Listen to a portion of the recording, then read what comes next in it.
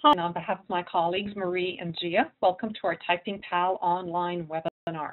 Today we're going to take a look at Typing Pal online from three different points of view: the administrator, the teacher, and then finally the student. So let's go by looking in as the administrator. When you get the form, this will be blank. Your administrator will need to add in the information by doing an import. Import is pretty easy. Click on instructions, which I've already downloaded down here. And what you do is create a CSV file. For those who are not familiar with CSV files, they're basically Excel files with all of the formatting deleted. So what you do is you create an Excel file, and then when you choose to save it as a CSV. Into problems with something like that, give a call or Gia or Marie, and we'll help you through it. So the file is really easy. You have a last name, a first name that has to be entered, a username and password. And if you already have some sort of username and password system, likely you can use it here too. So the username needs to be between 3 and 20 alphanumeric characters. Password needs to be between 5 and 20 alphanumeric characters. You also can put an email in there, but don't worry, if you don't have an email for your students, you can just leave the field blank. Group is just another word for class name. Mrs. Smith's first period, the blue team, sharks, what it is that you call class, you would enter here. And the school, you enter exactly the same way we sent it to you in our welcoming email. And then type, probably the most important column here. Because we enter all of our teachers and students in one document, it's really important to differentiate between the two.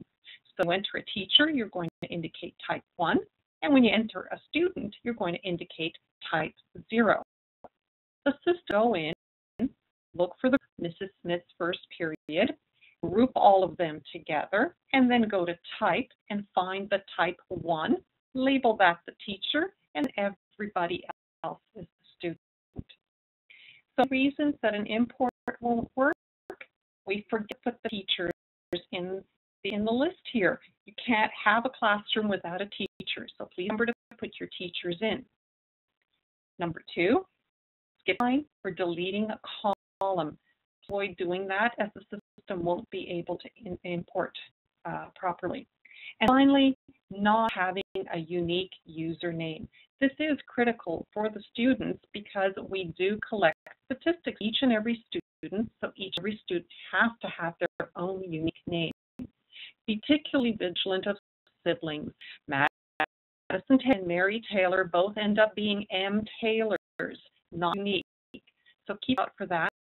And of course, you already have your system and it's been vetted.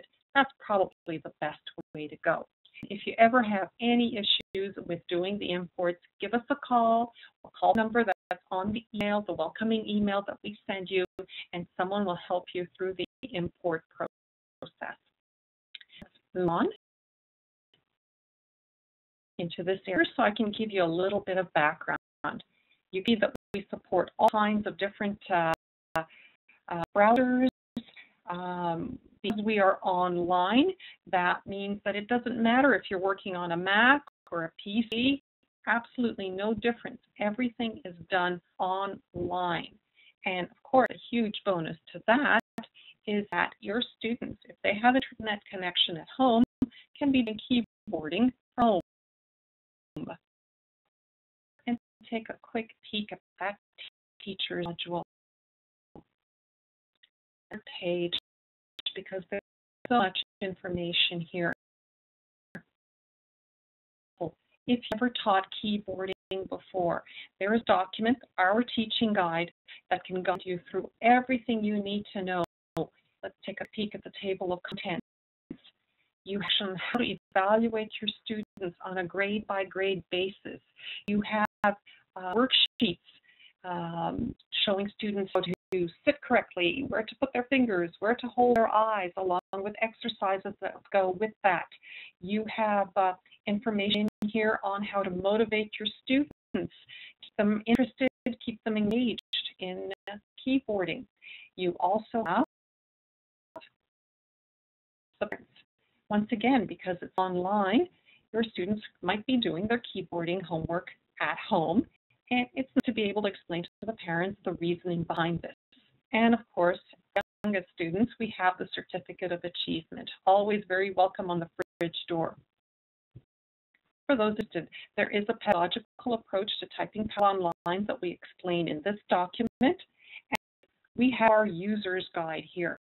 If you run into any problems and it takes you longer than 5 minutes to find the user's guide, do give us a call. We do this every day, so there are no surprise questions for us. We can probably resolve your issue very, very quickly. And then we have all kinds of updates down here, whatever is new, any webinars that we'll be holding, all kinds of good stuff appears down below in the news section. Let's go at what the teacher can see by clicking on groups. When you get this, it'll be, when your administrator gets it, it will be empty, but once the imports are done, it will be populated like mine. And what I really like is that I can see all of my groups. I can also see all the groups belonging to other teachers. And that really makes it easy when I'm ready to take my 6th graders and advance them to the 7th grade. Show you how easy that is to do by being able to see everybody else's groups. Look at these groups. We'll click on elementary here. And again, this information, it will be blank. So on changes here, just to give you an idea of what you can do in here. So let's change the group settings. And maybe it's not a period 3 class, it's a period 2 class. I'm happy with the speed and accuracy targets, and I'm happy with the exercise sequence being in a set order, but if I want to, I can put them in any order. When my students are doing their fingering exercises, they can have the choice of a classic keyboard. I can choose the classic keyboard or the animation. So for this webinar, I'm going to leave the animation, and when we get there, I'll explain fully to you why I think the animation is a better way to go than the classic keyboard. And finally, if you do nothing else, please ensure that you choose the correct environment for your group. Typing PAL Online comes with an elementary school, middle school, and high school environment all in one.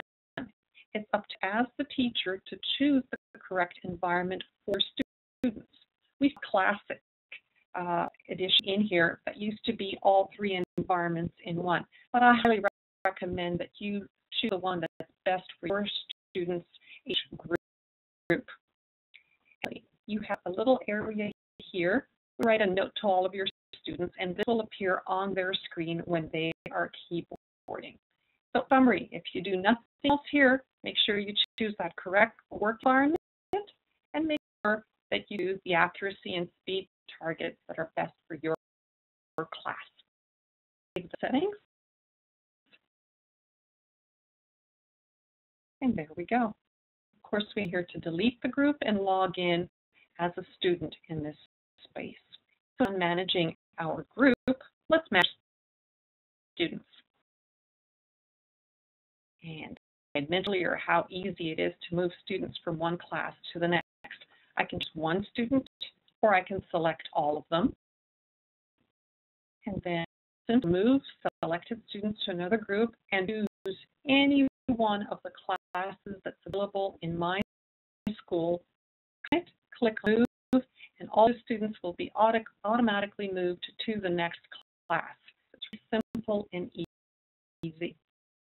The other important thing on the page is that I can add a new student here. It's great to have the administrator import everybody, but if you just have one new student coming in, you can add them from here without going back to your administrator.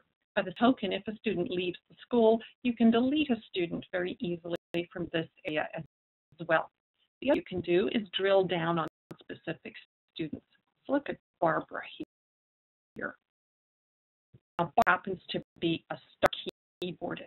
So I have the option here of increasing both her accuracy and speed targets.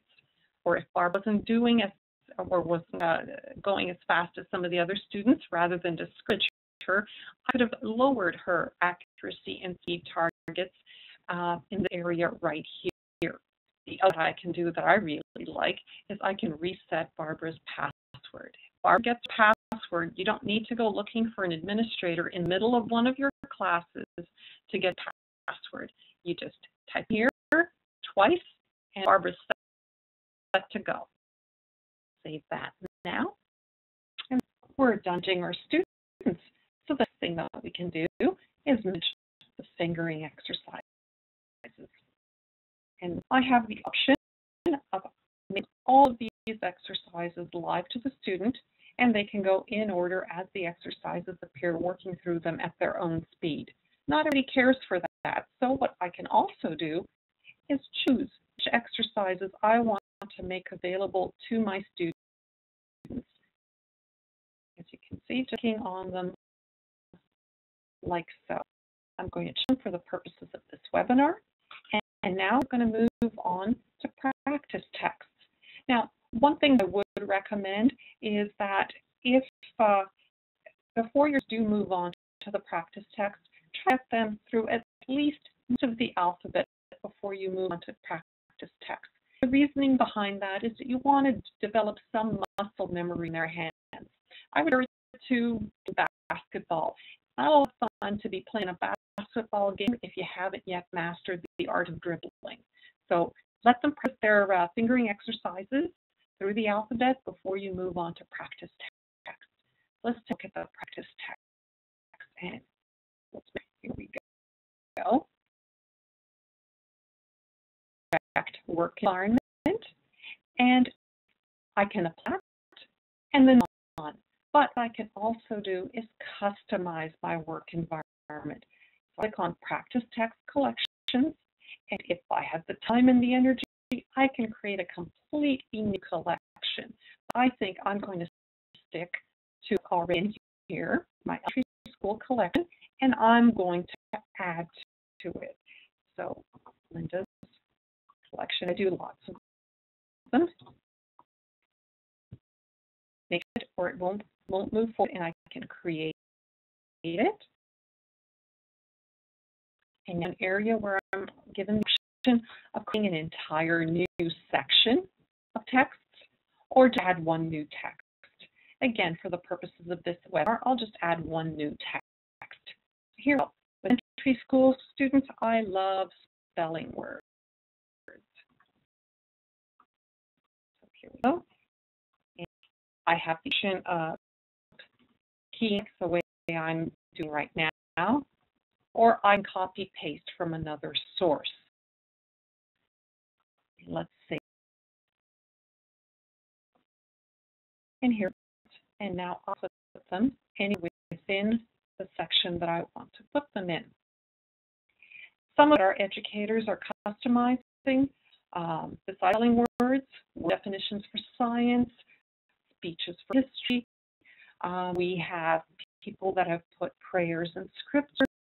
Anything your students are interested in or as part of your curriculum is the perfect thing to use as customized text for Typing PAL online. Go back to those groups, back to our entry group, back to text, and now we're going to take Linda's collection, apply it, and when we have students, you're going to be able to see the spelling words document that I had created. Now we're on to statistics. There's lots of stuff here for statistics. First off, as a teacher, you get to see an overall summary of the last exercise that each student has worked on. You'll see their accuracy percentage as well as the speed that they're working at.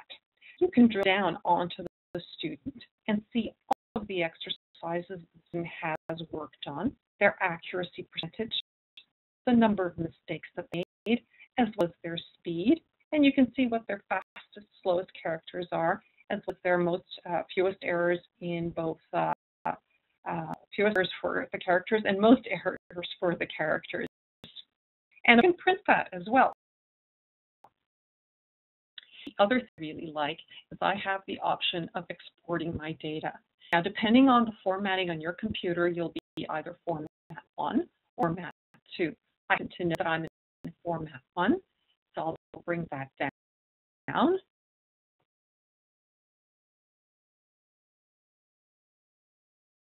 And is a file. For those of you that are familiar, it's an Excel spreadsheet that's been, all of its formatting has been removed. So anything that you saw in the stats section is now available to you as a CSV file, and that means that you can use all the features that come with CSVs and Excel files to manipulate this data. So you can use to block it, copy and paste it to another report, wherever that may be. To do any kind of mathematical function that you want, you can do averages over here. Size limit. It's a spreadsheet point, so it's flexible in terms of statistics. Let's get that out of the way now. Let's log out, and I'm going to go into the student section. So the thing I'm going to do is I'm going to show you very quickly the differences between the three different environments. So let's start with elementary school. And let's start with elementary school.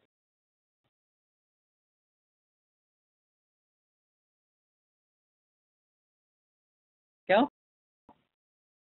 So education is geared towards that age group. When students go into the counselor, and don't underestimate the importance of being a counselor. The mere act of doing a little customization like this really engages students. You can see they have the fuzzy characters here.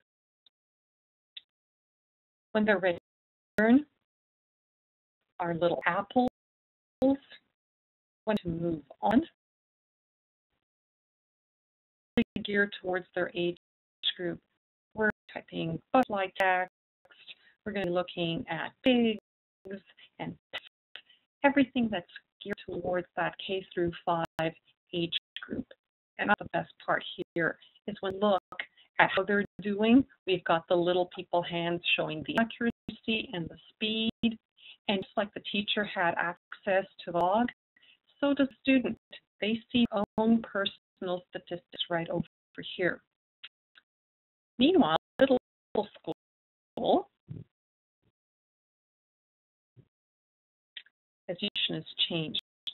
Basically, what happens is that the structure of the program is identical regardless of the age group, but we envelop it in a skin that's age appropriate and makes each age group feel comfortable in that environment. So we have high school students as their counselors. We don't have the funny little apples anymore. We've got the happy faces when they're ready to move on. Are a little bit more mature with things like Neil Armstrong, snowboarding, travel adventure for them, because the middle schoolers don't want to be babied. And the results, we neither have little people hands, we have regular people hands. And then in terms of the high school environment, we have an office environment. In terms of the counters, there are people in the workforce. When we have the fingering exercises, it's now when they're ready to move on. It's really business-oriented texts. We've got congratulations on your report, employee recognition, kitchen cleanliness, and of course, schoolers can get results as well. Don't have legs sit up there to my elementary school, so we go more in depth in terms of what students will see. So we can learn. There's basic advice just a click away so students can remember how they need to sit, where they need to hold their eyes. You can administer an initial test once and I'll test as many times as you want. And of course, using our customized text, you can add additional tests throughout your teaching period. Have an eaten apple exercise that's been completed successfully. The graph apple is an exercise that needs to be done, and the word apple means that this exercise hasn't been completed successfully. Happy faces, you're going to have grayed out happy faces, you're going to have happy faces with thumbs up when it's been completed successfully, thumbs down when it hasn't, and a similar kind of logic applies to the coffee cups for the high schoolers. I'm going to take a couple of minutes and go through an exercise with you. And what I really like, if the student is working on their own, they've usually shown that they're going to be working on the J, that they're going to be working F. So they are told they need to be doing even if the teacher is not available. The other thing I'll draw your attention to is the speed and accuracy target. We have 20 for this particular group, but because this is the very first exercise they're working on, the system makes itself automatically to start easier at the beginning and then build as the student progresses through the program, so that when the student does complete the program, they will be typing at the parameters that you set.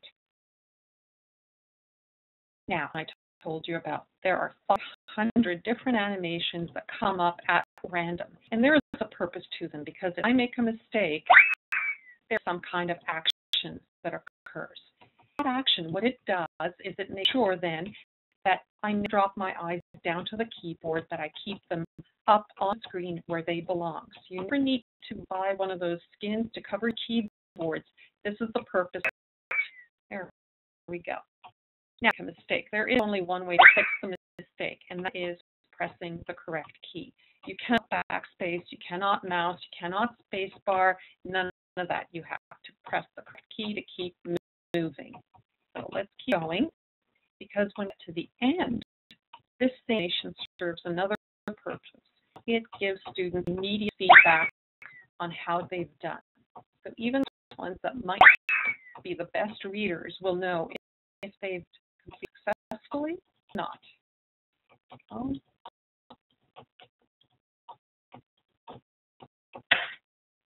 I've completed it successfully because I've gotten some kibble. Sometimes it's a rock star and I get a round of applause. Other times it's Isaac Newton and I get a big basket of apples.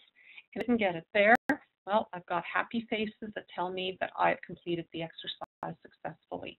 If I would have had completely different messages, including please go back and redo the exercise, and less smiley faces for an successful exercise. So we can go back there, and I'll just very briefly show you in terms of moving on. The very first exercise is very simple. And let's go last exercise in elementary school.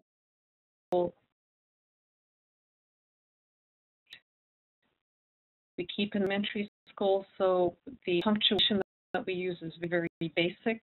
If we were looking at a middle school text right here, there would be much more text, much more punctuation, and in terms of high school, the final text would probably be some sort of 27 to 30 line letter with colons and colons and whatnot. Again, we've made it age appropriate.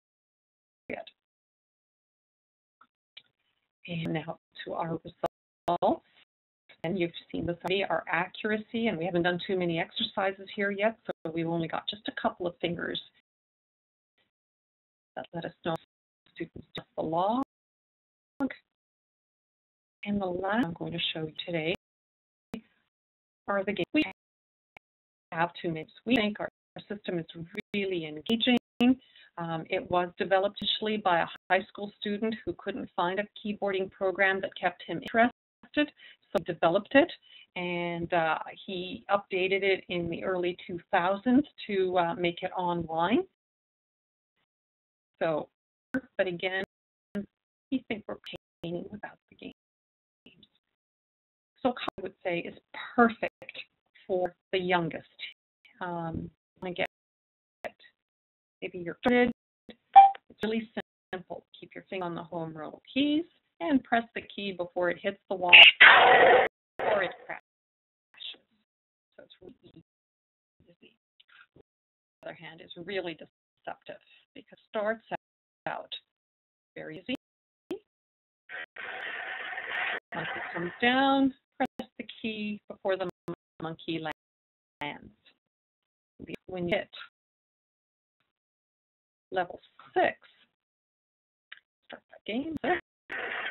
It gets really challenging, even for someone who's been typing for longer than I care to admit.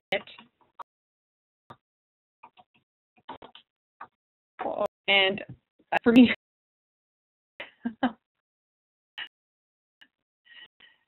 I hope you enjoyed my presentation for Typing Pal Online. If you have any additional questions, be sure to give us a call. We are at 1-888-740-7119. That's 1-888-740-7119. And we have different extensions. Marie is at 701, Gia is at 702, and I'm at 703. And we'd be happy to answer any additional questions you may have. Thank you so much for your time today. Take care. Bye-bye.